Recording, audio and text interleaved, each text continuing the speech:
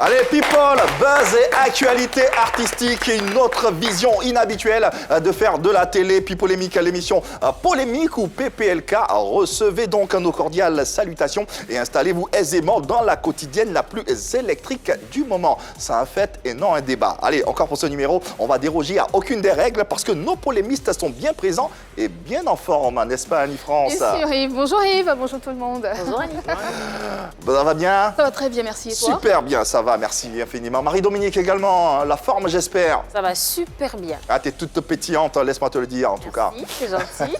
Hervé Souoni n'est pas en reste, ça va bien Hervé? Bien, merci et toi? Ça va, super bien. On espère qu'également nos super fans et fans se portent comme des charmes. Bien sûr, il se porte très bien. Aujourd'hui, j'aimerais dire un bonjour spécial à Déborah Alvin et Binta Dao, Girl Power. Merci de suivre People et Yeah. je vous embrasse. Et moi, je fais un coucou à Elvis Odia. Je suis sûre que ça va lui faire plaisir. Et à Ablo Kefe qui nous suit tous les jours depuis Paris. Elle est à Boaké, elle est animatrice radio. Je lui fais un coucou. Elle s'appelle Laurence Kofi. Coucou. Et elle, c'est la Miss Meilleure TDN5. Kadi Dolé. Coucou. Un clin d'œil tout ça, Kadi. Hein? Elle a beaucoup de chance, Kadi. Ouh là là, Miss Kadi, bisous tout plein. En tout cas, à tous ceux qui nous suivent, hein, quel que soit l'endroit de cette planète. Allez, ajoutez à vos actions de ce jour une participation active à nos échanges parce que vous faites partie intégrante de ce programme. Et ça, vous le savez, pour la rendre effective, connectez-vous sur la page Facebook officielle où nous sommes en live avec l'invité du jour, puis posez vos questions comme nous à travers vos commentaires et laissez bien sûr vos avis, le tout précédé du fameux hashtag PPLK, une interactivité un peu plus réelle et pratique à travers l'appel vidéo, donc laissez également vos numéros de téléphone WhatsApp. Quant aux habitués de la télé, disponibles et fidèles, nous sommes et nous le serons sur les différents canaux. Le numéro 3 de la TNT pour nous suivre en clair et en haute définition, 203 pour les abonnés Canal+, et ensuite 740 pour ceux de StarTimes à Covid-19.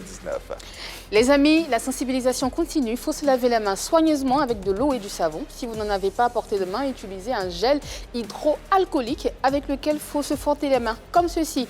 Si vous avez envie de tousser ou d'éternuer, faites-le dans un mouchoir que vous jetez immédiatement dans une poubelle. Mais si vous n'avez pas de mouchoir, vous pouvez aussi utiliser le creux de votre coude. Avant de sortir, n'oubliez pas votre cache-nez. C'est très important et maintenez le mètre de distanciation physique entre les autres et vous, tout simplement. Allez, le numéro adéquat, c'est bien sûr le 119. Ce soir, PPLK se positionne tel un tribunal média. Sommaire. On ne le dira jamais assez, la People Sphère bouge et nous sommes là pour vous le raconter. L'équipe de Pipolémique remet les couverts encore une fois avec ses répliques très à l'ivoirienne. Victimes d'arnaque ou d'abus de confiance, les contours avant l'acquisition d'un bien immobilier seront égrenés sur ce plateau avec Safarel Obiang qui est au cœur d'une polémique. Allez, une très belle affiche pour un très beau numéro en perspective sur les antennes de la 3, en compagnie du créateur-concepteur du Tchin Tchin qui déclare avoir perdu la somme de 10 millions de francs CFA. Comment cela est-il arrivé? A-t-il suivi le bon procédé pour l'acquisition de cette fameuse maison? Autant de questions qui nous turlupinent et vous également. Alors, on s'interroge juste après cette séquence à l'ivoirienne.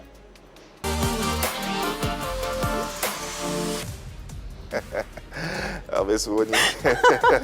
Franck Moisy, il s'appelle. Il est moisi. Ah, apparemment, on l'appelle Franck Moisy. Il dit, je dormais pendant le culte. Un coup, j'entends debout. Donc, il se tient debout. Et tout le monde commence à l'acclamer. Bravo. En même temps, après, il y a le pasteur qui dit, qui d'autre veut donner 2 millions? C'est pour ça qu'on vous demande de ne pas dormir à l'église, là. C'est pour éviter tout ça, là. C'est ça. Donc, oui, il est Pas là. dormir. On s'attend à ce qu'il donne 2 millions. Mais il va les Oh donner. là là, mais comment il va faire? Je suis le pasteur, il va donner les 2 millions. Deuxième tableau, il y a un ami qui dit à son frère, arrête de battre ta femme, mon frère. On ne fait pas ça. Et l'autre qui lui dit, oui, mais elle est trop impolie. Il dit, je sais, mais fais comme moi. Tu lui donnes un faux billet de 10 000 pour aller au marché. Tu verras, ils vont gérer ça pour toi là-bas. Franchement. C'est pas sa femme. Ça s'annonce bien, la Saint-Valentin. C'est pas bien de battre les femmes. Ah, ouais. On bat pas les femmes. C'est pas Merci bien. Yves. Merci Hervé Souoni. Allez, dans le cœur de notre sujet du jour, on vous rappelle que vous pourrez interagir avec nous à travers nos différents canaux. Si vous avez l'envie par hasard d'intervenir en direct, vos numéros de téléphone à WhatsApp sur le profil Facebook. Et puis naturellement, vous pourrez poser vos questions en direct à Safarel Obiang qui déclare avoir perdu 10 millions de francs CFA par la faute d'une dame en voulant acquérir une maison pour son staff. Malheureusement, l'objectif visé a été interrompu. Quelle en est la raison fondamentale? En prélude à l'audience télévisuelle, le serveur suivant nous plante le décor. Cela n'arrive pas qu'aux autres et peut même nous arriver au moment où on s'y attend le moins. Safarel Obiang dit s'être fait gruger dans le cadre d'une opération immobilière. Une dame lui aurait soutiré la somme de 10 millions de francs CFA sans qu'il ait pu avoir la maison qu'il voulait acquérir. Pour nous en dire un peu plus sur cette affaire abracadabrante, le chanteur Safarel Obiang sera sur notre plateau. Allez, en live, nous sommes également sur la page officielle de l'A3. Posez vos commentaires et laissez pleuvoir, bien sûr, vos avis qui nous intéressent à plus d'un titre et intéressent également notre invité qui est un chanteur émérite du coupé-décalé, connu pour ses concepts enchaînés qui font tache d'huile dans le showbiz ivoirien. Il sera sur ce plateau ce soir pour se faire entendre et pourquoi pas obtenir un écho favorable quant à la résolution de cette affaire. Lui, c'est bien sûr le coup de poing de Jésus. Recevez Safarel Obiang sur ce plateau. Le Saf King, on l'appelle également l'enfant de Gotham City. Eh ouais, il est avec nous sur ce plateau pour tenter de comprendre ou d'élucider cette fameuse affaire qui fait grand bruit sur les réseaux sociaux. Mais déjà, Safarel, bonsoir. Bonsoir. T'es à la maison là? Ouais, tranquille, ça va. Ça va bien, on espère? Oui, ça va. Ouais. Cette affaire-là qui résonne en ce moment, qui fait grand bruit sur les réseaux sociaux, ça part d'un fait. Ouais, ça part d'un fait.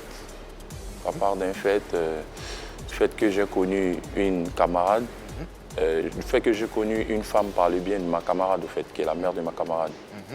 Voilà. Allez, pour mettre nos téléspectateurs, ceux qui n'ont pas la possibilité, les internautes qui n'ont pas eu la possibilité de voir cette vidéo explicative sur les réseaux sociaux, on vous la propose résumée en quelques secondes. Ces gens de personnes méchants même tuent les artistes. C'est comme ça que les gens font et puis les artistes meurent malheureux. C'est comme ça que les gens font et puis les artistes n'ont rien. J'ai voulu acheter une maison. La dame m'a escroqué. Je passe partout. Voilà. En quelques secondes, qu'est-ce qui s'est réellement passé puisqu'on t'a sur le plateau? D'abord, j'avais une camarade dont j'ai connu la mère après. Ok. Voilà, j'ai connu une femme par le bien de sa fille. Donc, comme ça, elle m'a dit que sa mère, elle vendait les maisons et tout. Elle avait une agence immobilière et tout. Donc, c'est ainsi que je me suis rendu là-bas chez sa mère. J'ai dit, bon, montre-moi ta mère, comme moi, je vais acheter une maison pour que je puisse rester avec mon staff, pour que le travail soit un peu accéléré, les danseuses du tout, parce que c'est des gamins. Elle a dit, OK, il n'y a pas de problème, vu que la fille, on se connaissait il y a longtemps, donc je me suis dit, OK, il n'y a pas de problème. Donc, elle m'a envoyé chez sa mère. J'ai vu sa mère, on a parlé, elle m'a exactement confirmé qu'elle avait une société immobilière et tout. Donc, c'est ainsi que la mère a commencé à nous appeler. Tu vois un peu, genre, quelqu'un te présente sa mère et sa mère te prend comme son fils. Voilà, c'est un peu comme ça. Donc, je lui ai dit, OK, maman, il n'y a pas de problème, mais on voulait voir quand même les maisons. Elle nous a envoyé à Bassam, aller voir des villas qui coûtaient déjà 45 millions. Okay. Et les villas coûtaient 45 millions. On a choisi notre villa. Et quand on a choisi la villa, elle nous a dit, vous allez payer ça en combien de temps? On lui a dit, nous allons acheter la villa en 3 temps. 45 millions en 3 temps. Ouais, en 3 temps. Okay. C'est ce qu'on lui a dit au départ. Donc elle a dit, il n'y a pas de problème, mais c'est quand pour le premier versement? Je lui ai dit non, moi je pars en tournée européenne. Dès que j'arrive, on va gérer ça. Donc en partant en tournée, j'ai dit à mon manager, Rita Kawen, de parler toujours avec la dame, de rester en contact avec la dame.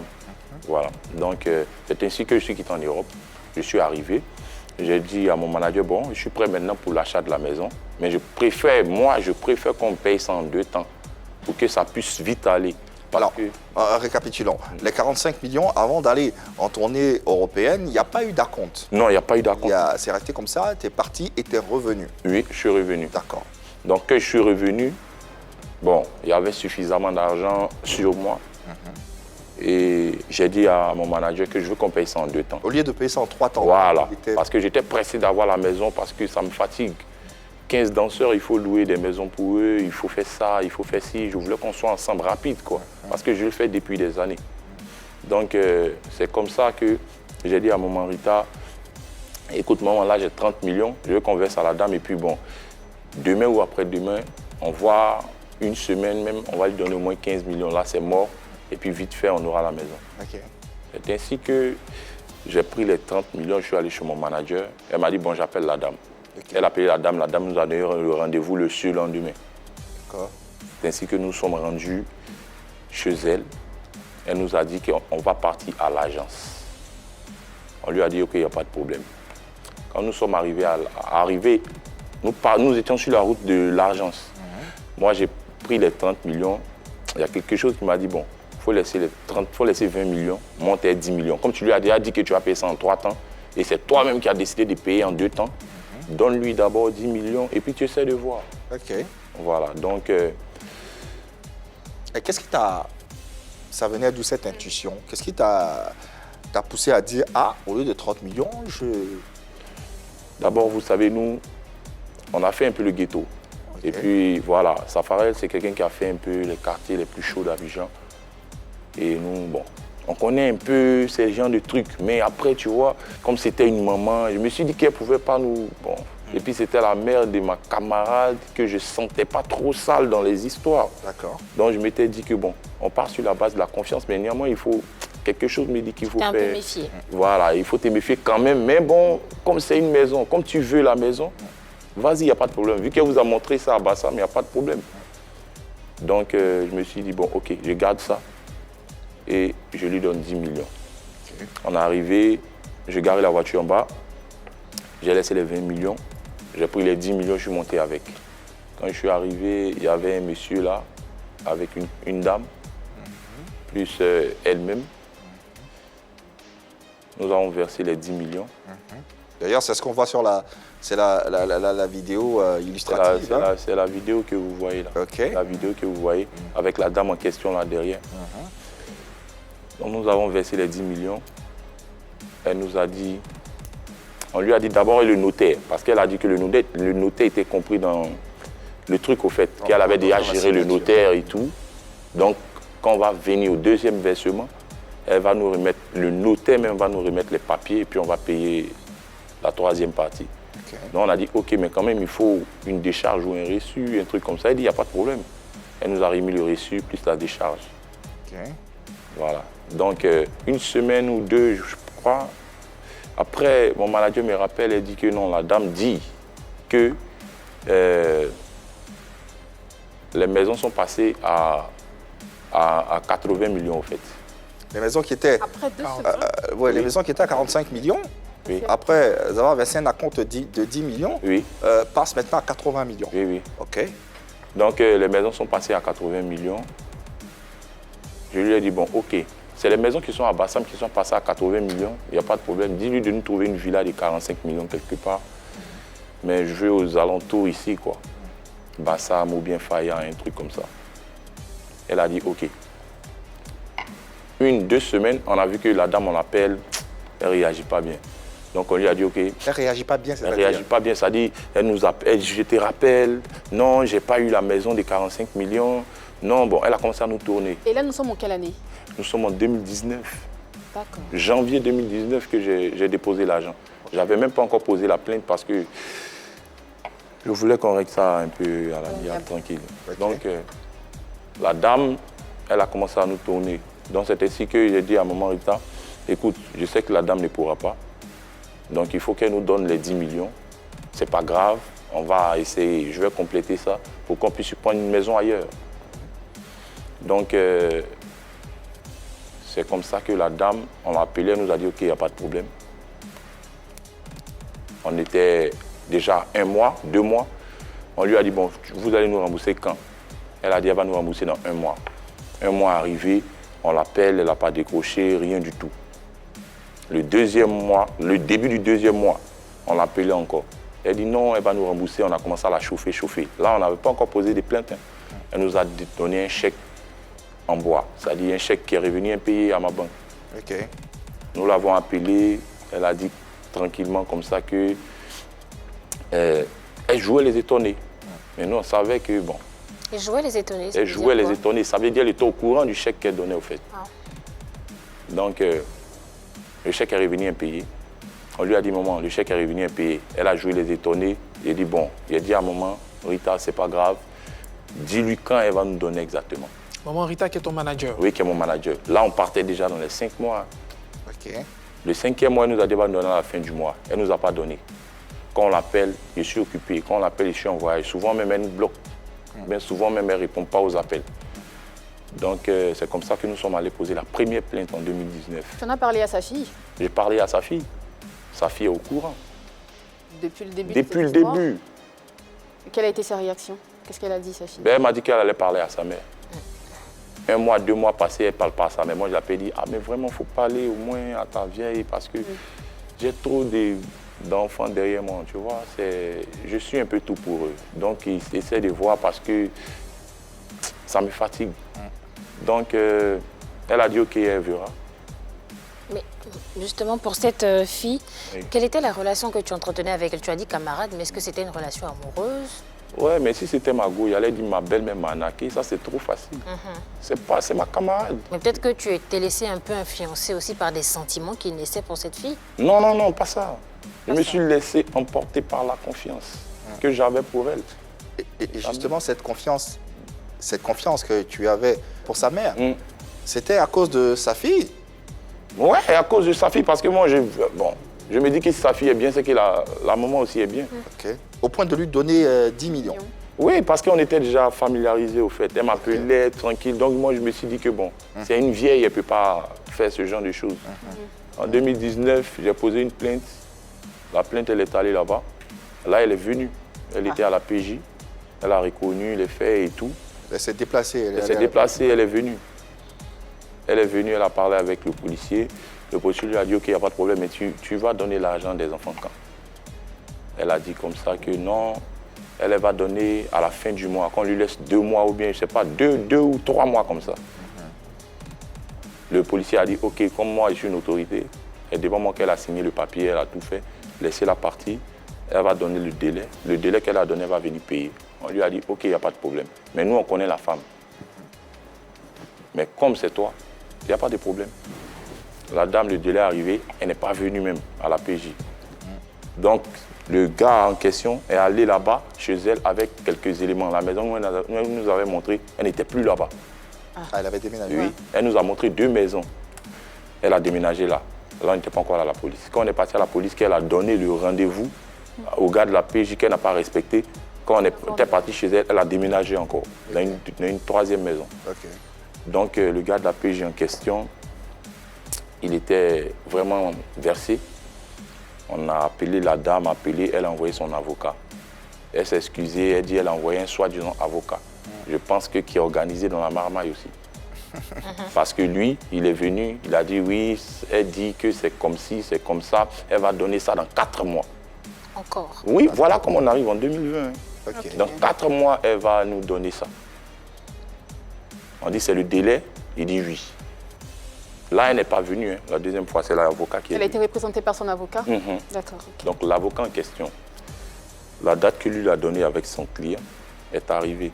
Lui aussi, il n'a pas payé, elle n'a pas payé. On l'appelle, il joue.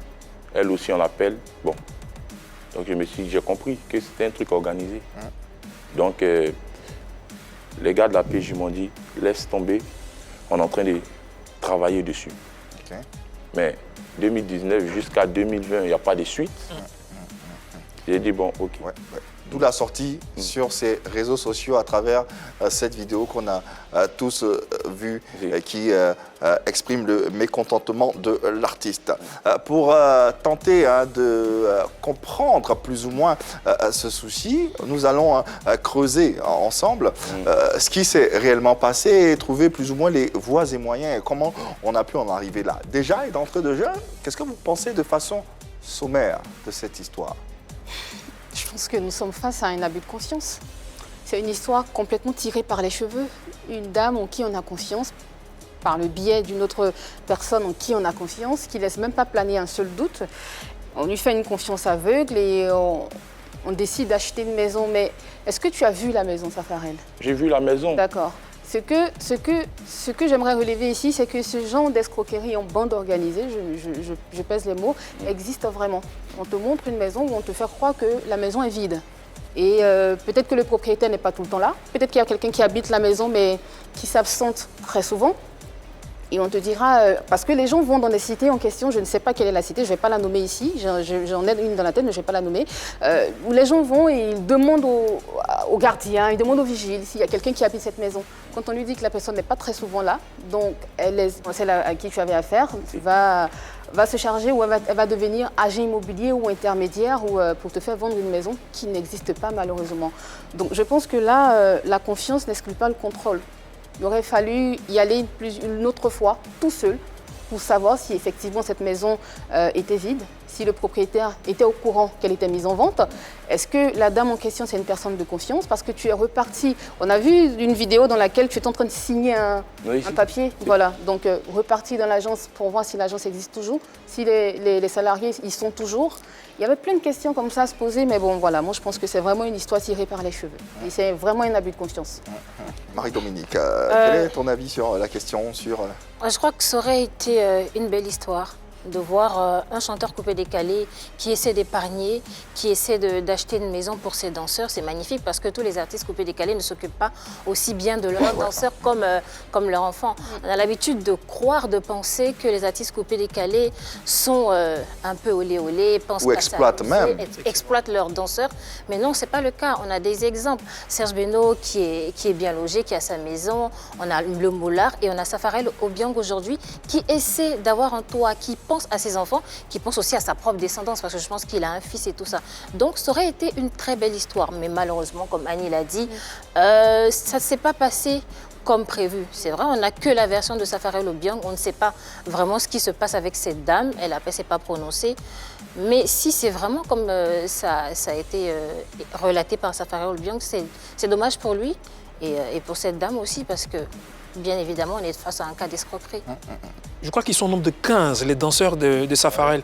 Et Safarel les traite vraiment comme ses enfants. C'est 15 personnes sous son toit, 15 personnes qui logent, 15 personnes qui nourrissent, 15 personnes qui l'habillent.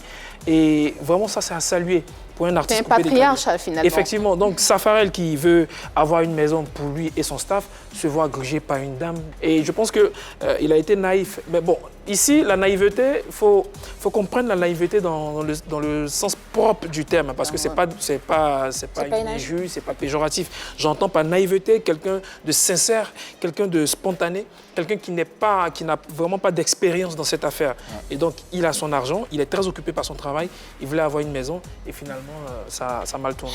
Cela dit, s'est-il entouré de toutes les garanties juridiques nécessaires pour l'acquisition de cette maison? Pour acquérir une maison, au-delà d'avoir de l'argent de façon physique, il est important d'avoir des conditions administratives requises. Qu'est-ce que tu savais des conditions requises pour avoir une maison? Ben, je savais qu'il fallait avoir un notaire. Il fallait avoir un notaire. Mais elle nous a dit déjà qu'elle avait déjà payé le notaire qui venait. Elle nous a dit qu'elle avait déjà payé le notaire qui venait. Donc, nous, elle nous a dit au deuxième versement qu'il va venir avec les papiers de la maison. Bon, donc j'ai dit comme ça que la dame en question. La dame en question. La dame en question, elle allait venir avec le notaire et tout au deuxième versement et puis bon, ça va quoi. Donc c'est comme je vous l'explique là, c'est un abus de confiance quoi. C'est un abus de confiance. Sinon moi je savais qu'il fallait prendre un notaire, il fallait avoir un conseiller juridique peut-être qui allait Ouais, documenter ouais. et tout ceci. Alors, déjà dans le cas de figure, hein, quand on veut acquérir une maison, quels sont les documents qu'on doit avoir à sa disposition, Marie-Dominique? En ce qui concerne les différentes étapes, pour les informations que j'ai pu recueillir avec Maître Quadio, qui est lui-même notaire, il faut déjà rencontrer son interlocuteur, c'est-à-dire la personne avec qui on veut acheter une maison. Et donc, ça va nous donner l'opportunité de voir la maison, de la visiter, de voir si elle nous convient. Ensuite, il faut être sûr de faire affaire avec une agence immobilière. Mais il faut que ce soit, faut vérifier que cette agence-là, elle est légalement constituée, elle est crédible. Et pour faire ça, on va peut-être voir depuis combien de temps elle existe en Côte d'Ivoire. On va chercher à savoir si elle a déjà effectué des livraisons. On va peut-être même aller jusque rencontrer les personnes dont les maisons ont été livrées pour voir dans quelles conditions ces personnes-là ont eu leur Petite maison. enquête. Voilà, une petite enquête. Code de moralité. Et puis, la troisième qui est la plus importante, c'est évidemment l'intervention d'un notaire. Donc, il y a certaines agences immobilières qui travaillent avec un conseil de notaire et donc qui s'occupent déjà. Mais ce qui est bien, c'est qu'il faut savoir qu'en Côte d'Ivoire, le notaire doit obligatoirement intervenir dans toute transaction immobilière. C'est impératif. Mais ça doit être un notaire assermenté. Je leur dis, dans tous les bureaux, un homme peut venir faire un petit bureau, une petite maison et dire qu'il est notaire. Mais il faut s'assurer que c'est un notaire assermenté. C'est-à-dire qu'il a le diplôme d'aptitude ou bien qui a été recruté sur titre.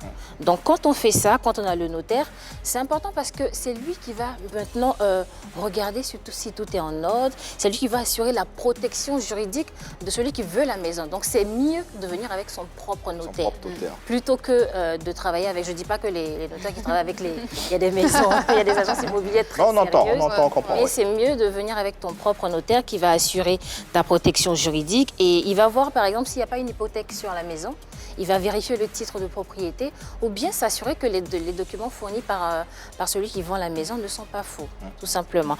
Et puis en dernière position, on peut faire le paiement.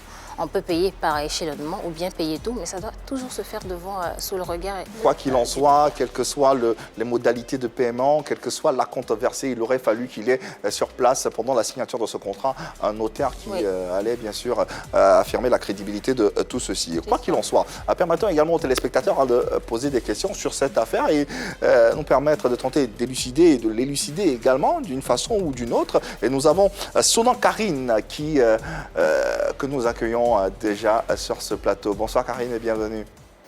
Bonjour, plus polémique. Voilà, ça ferait beaucoup de courage pour tout ce qui t'arrive. Voilà, moi j'aimerais savoir un truc. Pourquoi t'as pas préféré prendre une maison moins chère à Yopougon dans ton fief au lieu d'aller jusqu'à Bassam pour te prendre une maison chère? Bon, ça me coûte cher. Je pourrais te voir ça, Yopougon. Non, mais Yopougon, c'est ma base. J'adore ça. C'est ma vie, Yopougon, c'est ma vie. Je peux avoir d'autres maisons, même à Paris, mais Yopougon, vous ne pouvez pas comprendre. C'est la base. C'est la base. Et puis, bon, voilà, Yopougon, Abobo, Adjamé, j'aime les coins comme ça, en fait. Ça m'inspire, en fait. Après, tu vois, Yopougon, bon, j'ai voulu, voilà, j'ai voulu prendre un endroit un peu reculé pour pouvoir réfléchir. Voilà, avec mes danseurs, c'est pas toujours, il faut rester dans le bruit. J'adore le bruit, mais après, souvent aussi, il faut te retirer pour dormir et tout. Moi, je pense que c'était ça. D'accord. À défaut de notaire, est-ce qu'il t'est venu à la tête, par exemple, de partir avec quelqu'un qui s'y connaît, même si ce n'est pas un notaire, mais quelqu'un qui a déjà acheté une maison? Est-ce que tu as pris des conseils chez quelqu'un qui avait déjà une maison et tout?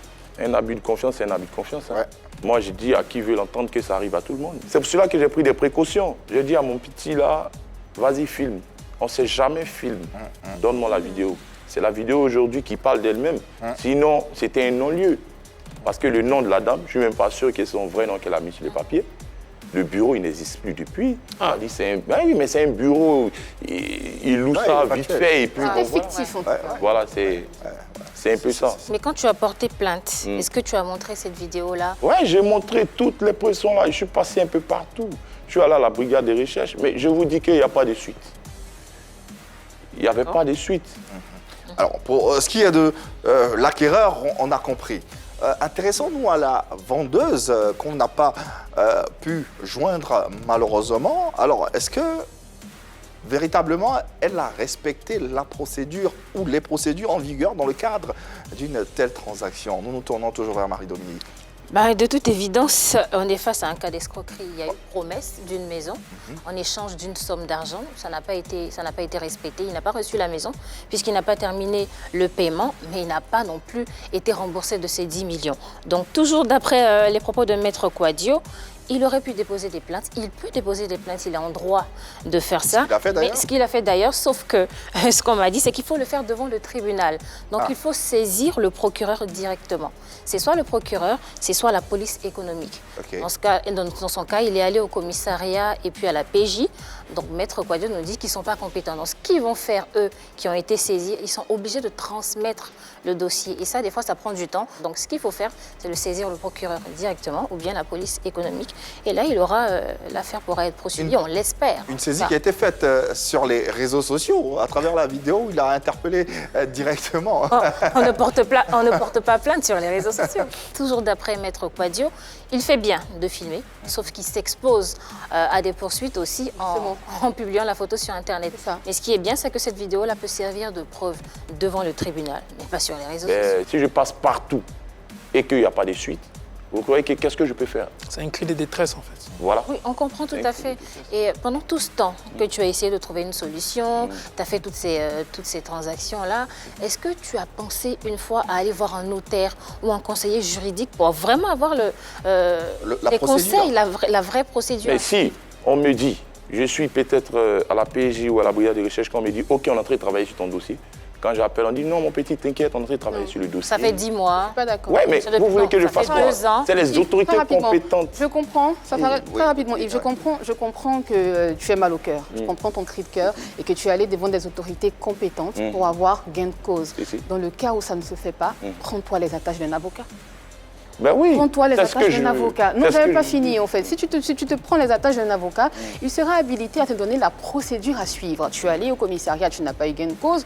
Tu es allé ailleurs, tu as prêché dans le désert. L'avocat qui est avec toi, qui travaille pour toi parce que tu vas le payer, cet avocat-là va rentrer même dans les bas-fonds ou dans les termitières, pour dire ça de façon terre-à-terre, caricaturale. Il va rentrer là où il faut pour te sortir les papiers ou pour te dire voici la procédure que tu aurais dû suivre, voici comment tu peux faire pour gagner ton procès.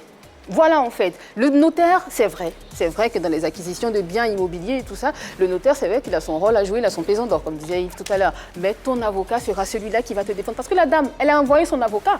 Elle s'est pris un avocat. Ça veut dire qu'elle connaît l'issue de cette histoire. Elle sait plus ou moins ce que tu vas faire. Ou elle se dit, si je ne fais pas ci, je ne fais pas ça, on risque de faire ceci ou cela. Donc elle a été prévoyante.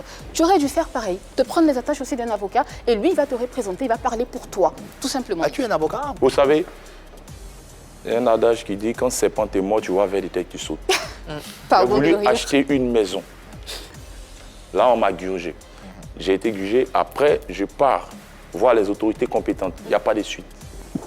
Bon, avocat même là, bon, lui qui est venu même, avocat, venu défendre la femme même là, il n'a même pas de parole. Il dit aujourd'hui, il dit demain, et puis les deux s'évaporent dans l'air. C'est qu'elle dit un avocat, ton avocat. Je viens. Mais là même, ça dit que déjà même, on m'a déjà anarqué. Je pense encore même que l'avocat même que je vais prendre, qu'est-ce qui prouve que lui-même, il ne va pas jouer avec moi encore? C'est ça. Et jusque-là, est-ce que tu as eu à débourser de l'argent, que ce soit à la PJ, au commissariat, pour cette affaire, pour qu'on puisse... Mais non, j'ai suivi la procédure normale. D'accord. C'est eux qui me mettent en confiance, c'est eux qui m'ont mis en confiance. D'accord.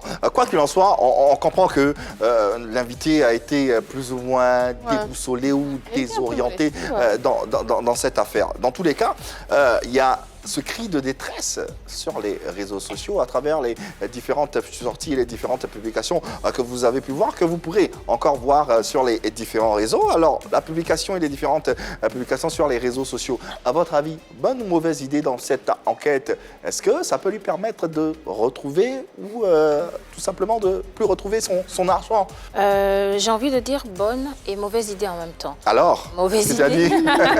Finalement. Mauvaise idée déjà parce que c'est pas sur les réseaux sociaux qu'on porte plainte, je l'ai dit tout à l'heure. Mauvaise idée parce que exposer ces personnes-là, c'est aussi s'exposer à des poursuites, puisqu'il y a leur droit à l'image aussi qui est violé. Mais bonne idée parce que pour la première vidéo de dénonciation, parce que ça montre aussi que personne n'est à l'abri d'escroquerie en fait. On peut être une méga star, on peut être Safarel Obiang, on peut être Serge Beno, on peut être, je sais pas, Nayan Kabel, et être victime d'escroquerie. C'est un problème à résoudre. Et donc, ça interpelle aussi les autorités à se pencher là-dessus un peu plus sérieusement parce que c'est vraiment...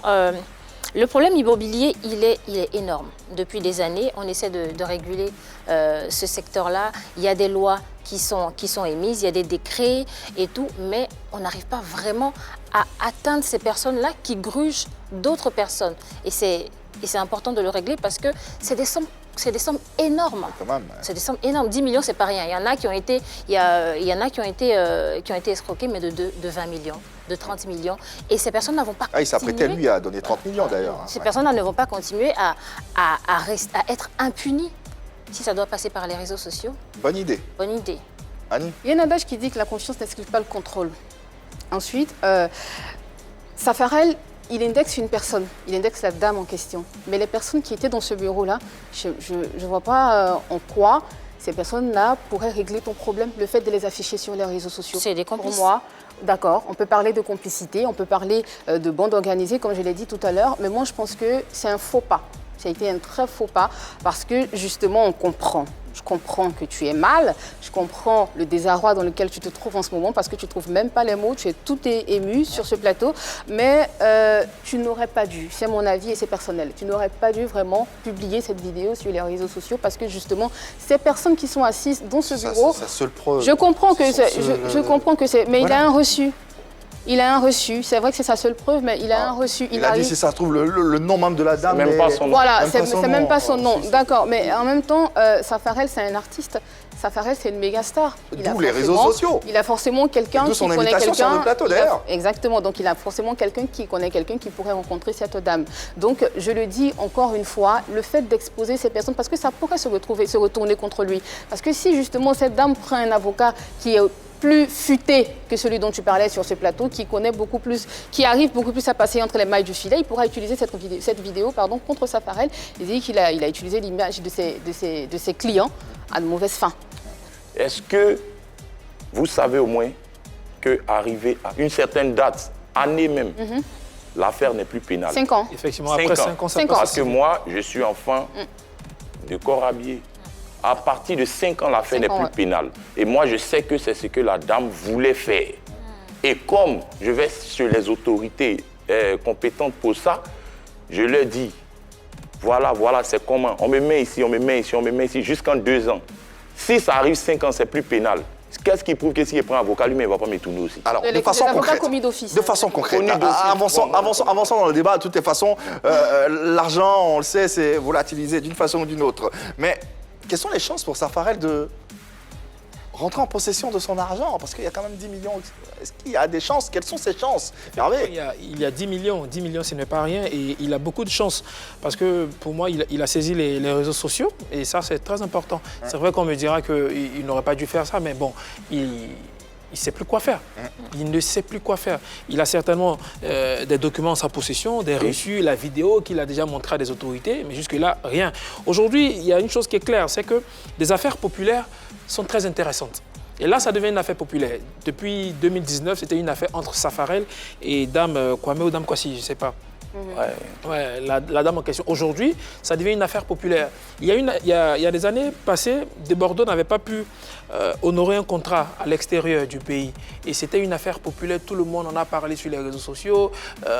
Desbordeaux a fait ci, Desbordeaux a fait ça. Et je crois qu'il a dû tout faire pour pouvoir régler cette affaire. Aujourd'hui, si c'était lui qui était de l'autre côté de la barre, si c'était Safarel qui avait grugé une certaine dame ou un certain monsieur, d'une somme de 10 millions, mais toute la toile et toutes les autorités, je ne dis pas qu'ils ne sont pas compétents, mais ils étaient déjà en prison parce qu'on allait dire, voilà, il y a Safarel, voilà. Mais c'est bien, moi je pense qu'il a des chances de pouvoir retrouver ces 10 millions, surtout parce qu'il a saisi les réseaux sociaux. Alors, quelles sont ses chances? Elles sont minces. Elles sont minces. Il va peut-être rentrer en possession de son argent, mais la totalité, je ne suis pas très sûre. Il aurait fallu faire un virement bancaire pour avoir au moins une traçabilité.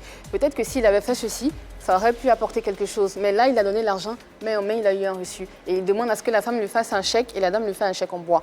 Les chances sont très minces. Je ne vais pas être pessimiste, mais franchement, ça va être compliqué. Je vais rejoindre Hervé. Je pense que Safarel Obiang a toutes les chances de retrouver son argent. Il faut juste qu'on arrive à mettre la main sur la dame. Pourquoi il a des chances? Parce qu'il a un reçu avec une signature. Sur le reçu, il y a la somme qu'il a versée. Il a des chances parce que la dame lui a promis une maison. Donc dès lors, même si on ne voit pas le contrat d'achat entre lui et cette femme, il y a un contrat, qu'il soit verbal ou écrit, il y a un contrat entre les deux. Le contrat n'a pas été honoré, donc elle n'a pas tenu ses obligations. Elle s'expose à des poursuites pénales. Je sais que nos institutions sont conscientes du problème qui se pose maintenant. C'est un problème qui existe depuis longtemps, je le disais tout à l'heure. Ce sont des personnes qui sont puissantes, ce sont des personnes qui agissent en réseau et qui ont réussi à infiltrer certaines institutions. Donc l'État de Côte d'Ivoire, je sais qu'il est en train de travailler justement, il traque ces personnes-là. Et il faut juste qu'on trouve cette personne. Et si on réussit à mettre la main sur cette dame, je ne pense pas que ce sera une histoire de caution. On va la garder parce qu'elle a les moyens. Il est prouvé qu'elle a les moyens de s'enfuir. Donc elle sera sûrement en détention en attendant que l'audience puisse se tenir. Ouais. Nous, finalement, tout ce qu'on peut souhaiter, c'est que l'artiste rentre en possession de son dû et puis lui suggérer, pourquoi pas, de porter plainte à la police économique et également au tribunal de première instance de Grand Bassam, là où s'est passée, bien sûr, cette action. Et ensuite, il pourra suivre sa procédure et pourquoi pas, comme Marie-Dominique le disait, il pourra bien sûr rentrer en possession de ces 10 millions parce que effectivement c'est possible. Nous, sur ce plateau, nous ne sommes pas un tribunal. On a tenté plus ou moins de faire comprendre à nos téléspectateurs qu'est-ce qui s'est réellement passé dans cette affaire, dans cette sortie sur les réseaux sociaux. On espère que vous vous faites une idée et que depuis chez vous, vous pourrez faire bien sûr votre avis. Alors, pour terminer, pour clore, qu'est-ce que tu pourrais dire sur cette affaire avant de passer à autre chose? Là, je fais appel à toutes les autorités. Après, nous les artistes, comme ça, nous souffrons pour nous organiser, comme elle l'a dit là. Demain, c'est ce qui fait que les artistes finissent mal. C'est pas seulement que les pirates qui pillent les artistes. Ces gens de personnes méchantes comme ça pillent les artistes. Et aujourd'hui, on sait comment les artistes, plus ou moins, nous gagnons notre argent. Tout à fait. Et on n'a pas vraiment de soutien de nos richards, comme on le dit dans ce pays.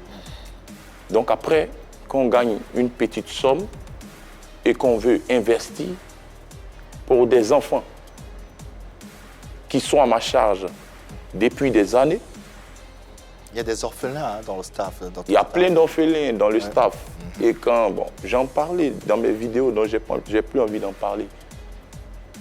Mais il faut qu'on appelle les autorités, il faut qu'ils vraiment ils fassent. Je ne sais pas si c'est pas encore arrivé chez eux, mais il faut qu'ils nous aident à rentrer en possession. On entend le cri-cœur et les cris de détresse de cet artiste qui a la volonté de faire des choses, de s'occuper des siens, et ça, c'est tout à son honneur. On espère que le cri a été bien entendu. Parlons de maison. Finalement, de maison en maison, la maison du Primude, qu'est-ce qu'il en est d'ailleurs? La maison du Primude, Mollard, il nous a dit qu'il va remettre la maison. Ça fait combien de temps? Ça fait 2 ans aussi, c'est depuis 2019. Et tu n'es pas encore entré en possession? Non, je ne suis pas. Pas encore entré en possession de la maison. Après 5 ans, ça risque de passer au civil. Ben oui. Non, mais ça, tu as un problème avec les maisons. Hein? Non, mais pas pour Mollard. Mollard, vous voyez, c'est notre daron dans le couple. Bien sûr, c'est le boss. Voilà, c'est un homme de confiance. Mollard, c'est un homme de confiance. Parce que moi, je l'ai plusieurs fois côtoyé, j'ai vu que c'est un grand frère qui est prêt à aider. Je tiens ici, sur ce plateau, encore une fois de plus, à rassurer mes fans. Mollard, il va donner la maison. Ce n'est pas dans la forêt, comme vous pensez, ce n'est pas dans la brousse. Il nous a garanti qu'il va donner, seulement qu'il y a eu quelques petits décalages. Mais je crois que ça va se faire et on va faire une direct là-dessus. Tout à fait. Voilà. Voilà donc qui est clair sur cette affaire. D'ailleurs, c'est un véritable partenaire à la chaîne, à la 3. Donc, évidemment, la crédibilité du boss Mollard n'est plus à présenter et à vérifier. Alors, sur cette affaire, il n'y a aucune polémique. L'artiste est là, tout est clair, tout est bien, qui finit bien. Ouais. Passons à autre chose à présent. Le clash avec Ariel Chéné, là on est dans le coupé décalé. Hein. Et tu sais que tu es un PPLK, donc on ne peut pas passer sous silence tous ces faits. Le clash avec Ariel Chéné, qu'est-ce qu'il en est? Et puis, pourquoi? Ça te fait sourire. Tu as PPLK ici, hein, donc... Tiens, moi, même, je cherche mes 10 bâtons, mais pas mais tu l'as fait pourquoi alors, le clash?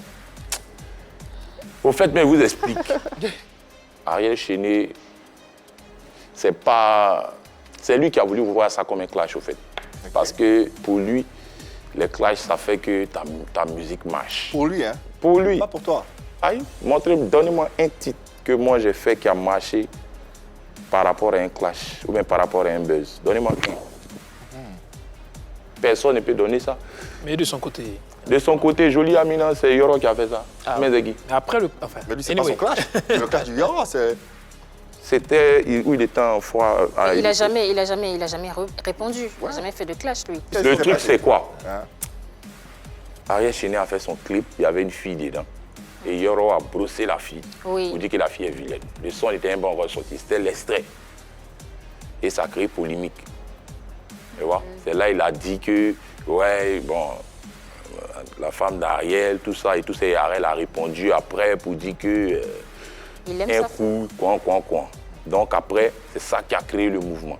Ok. Voilà. Et ça a été comme ça sur plusieurs de ses sons. Et bon, c'est ça. Donc lui, dans sa tête, moi, je dis Yoro, lui va faire ça. Moi, s'il fait ça, moi, il ne va jamais gagner 1 million de vues. Moi, je dis pas Yoro. Voilà. Arafat, c'est Arafat. Moi, c'est Safarel. Donc, c'est pour cela que je dis, lui, dans sa tête, c'est le buzz qui fait marcher le truc. Donc, lui, il pense que c'est ça. Sinon, il n'y a vraiment pas de... Bon, il y a un clash, mais il n'y a vraiment pas de raison que ça soit là, quoi. Ah, mais ça parce que j'ai fait une vidéo. Oui, parce que j'ai fait une vidéo où j'ai dit les acteurs du coupé-décalé, ils ne veulent plus faire du coupé-décalé. Il y a d'autres qui sont instrumentistes, qui ont des pianos, guitares, qui ne peuvent rien créer avec. Est-ce que tu pensais à lui? J'ai pensé à tout le monde, lui et eux. Tous les acteurs du coupé-décalé. D'accord. Parce qu'il y a Baby Philippe qui joue. Pourquoi lui, il ne s'est pas plaint? Baby Philippe, il joue très bien. Il y a qui encore qui joue? Mon vieux Moro de Bordeaux, il joue. Il y a, comment il s'appelle là? DJ Mix, vieux Moro, là, il joue aussi. Donc, c'est tous ceux-là.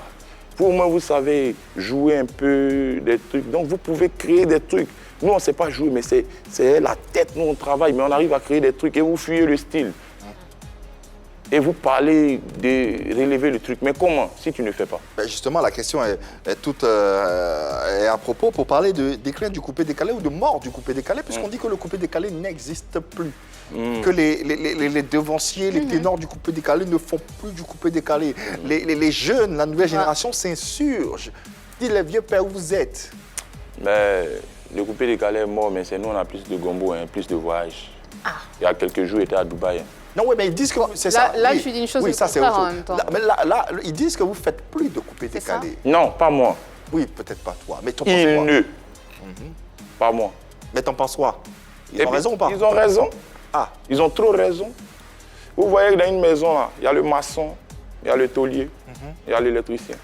Et puis maintenant, il y a le charpentier même. Donc, si tous ceux-là, ils quittent là, bon, si moi ici, maçon, est-ce que moi seul, je peux? Tout le monde prend l'exemple d'Arafat. Oui, Arafat était là, le coupé-décalé vivait, mais il le faisait. Il s'enfermait chez lui, il sortait des sons. Parce que même chaque mois, il nous sortait un truc. Pourquoi tu ne fais pas pareil au lieu de demander aux autres de venir t'aider à pousser le coupé-décalé? Il le fait, lui. Non, moi je le fais. Je ne compte pas sur quelqu'un. Je sais que je vais relever ça. Ah, mais c'est déjà ça. Là, nous parlons de sonorité. Hein.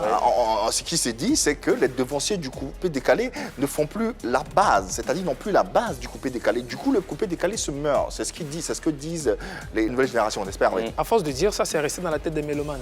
Cette nouvelle génération le disait pour pouvoir tirer sur les anciens. Vous ne faites plus de coupé-décalé, vous ne faites plus de coupé-décalé. Mais c'est faux en vrai. Mais qu'est-ce que l'ancien pense? Moi, c'est ce que je viens de vous dire. Il y a ceux de qui on parle. Et puis il y a nous.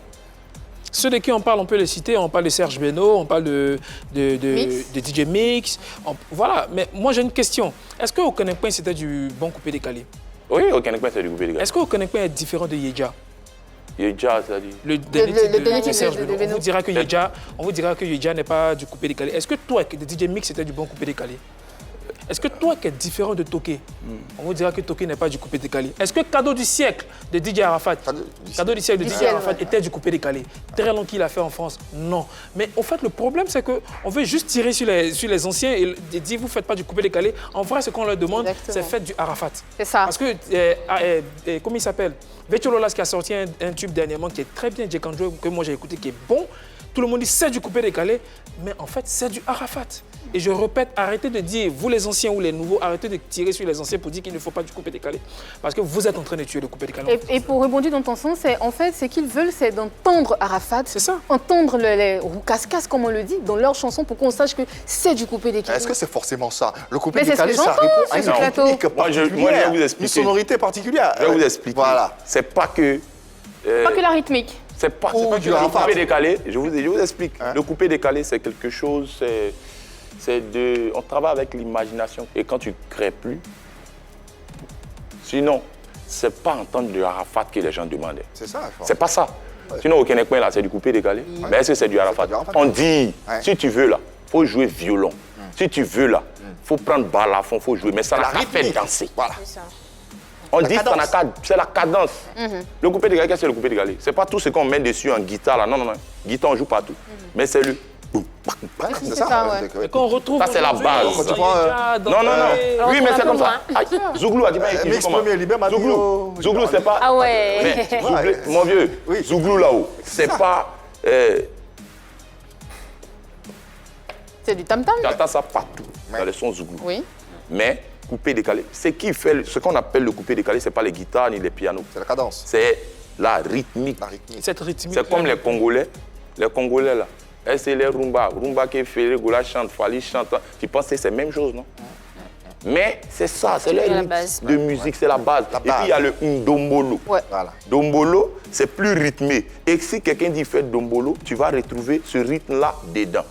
Alors, qu'est-ce que je pourrais dire à ceux qui ne font pas, justement, ceux qui font plus ça, là, c'est d'eux qu'on parle, au fait, qui ne font plus le coupé-décalé. Parce que le coupé-décalé, quel que soit le truc, il y a la musique et puis il y a les habillages. Alors, est-ce que c'est pas une version... Faut faire danser, c'est ce qu'on demande. Est-ce que c'est pas l'évolution du coupé-décalé qui fait ça? Est-ce qu'il n'évolue pas? Leur coupé-décalé n'est pas évolutif. Ici, là, on n'est pas en Bengue ou bien pas au State. On est en Côte d'Ivoire. Les Ivoiriens n'aiment pas ça. Ouais. Oh, je pense pas. Faut maman, il essaie de quoi il te parle. Mais ils se plaignent, ils se plaignent, ils se plaignent de se Ils n'aiment pas ça. Ouais. Quand tu veux changer, tu es mort. On a vu le vieux Maurice, il perd son âme. Il a voulu faire afro-trap. Au lieu d'aller lui dedans, là. On dit non. Il y a eu des plaintes. On veut voir les Yoro d'avant, à Talakou, comme ça, comme ci, comme ci. Pourtant, quand il faisait ça, il dit non, ce que tu chantes là, on n'entend pas, c'est bruit. Il sent encore dans l'afro-trap. On dit non, c'est comme ça, comme ça. Il n'y a pas assez de bruit. C'est ça qui l'a fait bizarre. Et il est revenu dans le coupé-décalé. Vous avez vu que Moto a pris. Vous avez vu que Kong a commencé à prendre. Les Ivoiriens, c'est qu'ils aiment là. Il faut faire ça. Il ne faut pas t'embrouiller. Les commentaires qu'ils vont laisser là, ce qui est bon, tu prends. Ce qui n'est pas bon, il faut laisser. Et c'est ce qu'on va retenir de cet échange, tout en espérant encore une fois que notre invité, que l'artiste rentre en possession de son dû. C'est le plus important et c'était la raison de sa présence sur ce plateau. Le coup de poing de Jésus, Saf King, merci infiniment d'être passé à la maison chez toi. Tu reviens quand tu veux. On sera très heureux de te recevoir à nouveau. Et puis, bonne chance pour la suite. Continue de faire flotter le drapeau ivoirien dans le monde entier. Merci en tout cas à toute l'équipe, Annie France, Marie-Dominique, Hervé Souoni et merci à vous téléspectateurs pour ce beau numéro de People Lemik que nous a permis de passer. Rassurez-vous, on sera encore chez vous à la maison, vous le savez, demain, même heure, même canal. Et dites-le leur, ils le savent également. Il n'y a que de l'amour par ici. Passez une bonne soirée sur la 3. Allez, bye bye.